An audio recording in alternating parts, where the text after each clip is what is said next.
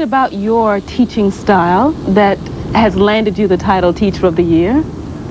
Well, I think I'm not the conventional foreign language teacher. I guess I use a lot of humor. I try to get into the social and psychological milieu of the student, and I really try to get where he's at or she's at, and I use a lot of role playing and drama and so you make like it that. Fun for your students. I hope so. I hope so. They seem to have a lot of fun.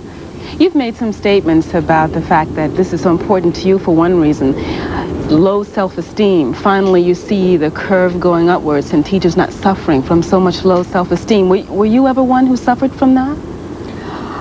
No, I don't really think that I was part of that. However, I could see some of my colleagues feeling that. It was more or less a feeling that perhaps they were not being appreciated, that perhaps because of various outside factors and maybe even some of the achievement scores and so on that were being published, teachers really began to feel, and many of us began to feel, a very low self-esteem, a very low self-concept. And I think thanks to the new movement called professionalization, we're going to be changing all of that.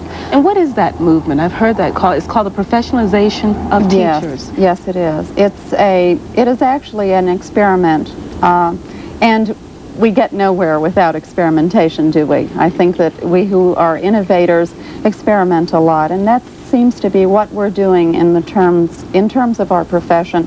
Our union and our school board and our administrators have gotten together and proposed a magnificent thing called professionalization of teaching. It's brought about by the Carnegie Report. I don't know if you've heard anything about that. The Carnegie Report, which made some suggestions to us as a profession. And the idea, the essence of professionalization is that teachers themselves will now be able to have a voice in the decision making. They will share in the decision making of the kinds of things that will go on in the school system. And quickly, you got $5,000 in winnings. Where do you plan to go with that? A lifelong dream of mine, at least as long as I've been in this career, is to study in Spain.